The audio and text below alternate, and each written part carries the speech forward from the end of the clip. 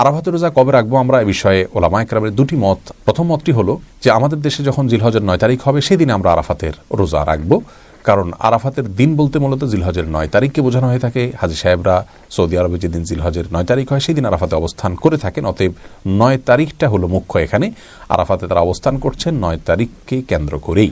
ইয়ামে আরাফা বলা হয় পৃথিবীর যে প্রান্তে আছেন সে প্রান্তে যেদিন জিলহজের 9 তারিখ হবে সেই দিনকে। আরেকটি মত হলো যে হাজী সাহেবরা যেদিন আরাফাতে অবস্থান করছেন সেই দিনটাতে রোজা রাখাই হলো আরাফাতের রোজা, এবং সেই দিনটি আমাদের দেশে জিলহজের 8 তারিখ হয়ে থাকে। এই জন্য অনেক উলামায়ে কেরাম জিলহজের 8 তারিখে রোজা রাখার কথা বলেন হাজী সাহেবদের আরাফাতের অবস্থানের দিকে লক্ষ্য করে, কারণ হাদিসের ভাষ্য হলো আরাফাতের দিনের রোজা। এই জন্য তারা বলতে চান যে নবী করিম সাল্লাল্লাহু আলাইহি সাল্লাম আরাফাতের দিনের রোজা বলেছেন। অতএব আরাফাতে অবস্থানের কথা যদি জানতে পারেন প্রযুক্তির মাধ্যমে আজকে আমরা জানতে পারছি, তাহলে সেই দিনটাতে রাখবেন। আর যদি কেউ সে সংবাদ জানতে না পারেন তাহলে তিনি তার অঞ্চলে তার দেশে যখন 9 তারিখ হবে তখন তিনি রোজা রাখবেন।